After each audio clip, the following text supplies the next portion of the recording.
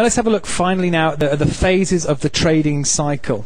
You'll notice here I've broken this into 5 separate sections. So I've got when a move starts, here we've got the undersized bars, and that's when you'd expect to see price action small. You'd expect to see reduced volume. Now clearly at this point in stage 1, this is when we'd be looking to enter trades, when it's nice and low risk, the bars themselves are small, and the potential upside is great. In stage 2, this is generally characterized by oversized bars. There's an increase in volume at this point. This is certainly when we would be looking to do what? Sell. To offload to sell. That's right, offload to exit. That's right, there's excitement in there now. So really clearly we would be looking at entering, see where we've got the circle, the early circle there on stage 1. At this point here, we'd get in early when the bars are small. Our entry price would be just above that consolidation. We're going to exit as it's approaching resistance. As we said before, we've got volume, we've got oversized bars, and it's approaching resistance. This is all our sell signal. At stage 3, we'd expect the volatility to potentially increase. The volume might drop down, which means the number of shares changing hands might drop. In other words, there might be a lack of confidence in this direction, and then there might be a series of high test and oversized bars, which we're going to go through a little later on. And then of course the stock may then drop into stage 4 again. We'd see a pickup in volume. Obviously what's happening in stage 4, they're offloading. It's the market's offloading. There's an increase in volume, sharp large oversized bars, and of course until we fall into stage 5, where again we have a reduction in volume, the bars get small again, and really set ourselves up for the next stage of the cycle.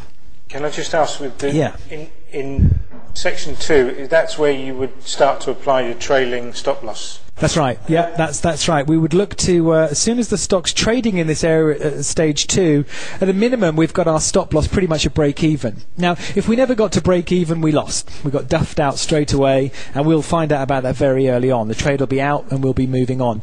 However, if the stock does break through into stage 2, then immediately we're at break even, and now if there are no small bars to lock up close to, we might drop down into that hour time frame just to see if we can find a price level where it would make sense to put our stop loss. But yeah, we are really looking to exit at this point, and remembering that we're really looking for 20-30 point runs, that kind of that kind of price movement. Take the profit and then move on to the next trade. That's really it. Yeah.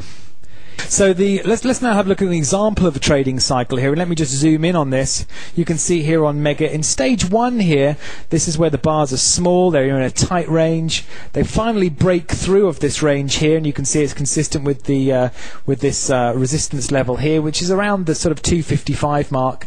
As it breaks 255, it rockets very quickly up to about 270, and again on this trade you're really looking just to clip 14, 15, maybe 16 points at best on the trade. In other words, when the bar itself here is overextended, as in stage 2, you're out. That's it. That's all you're doing. You're locking up tight, taking the profit. Then the consolidation here is peaking out at stage 3, and then wallop, it jumps all the way back down in stage 4. This is a very tight trading cycle. They can obviously go over many weeks and months in some instances, but really all we're looking for is to get in on just as it breaks through stage 1, take the profit in stage 2, and it's job done.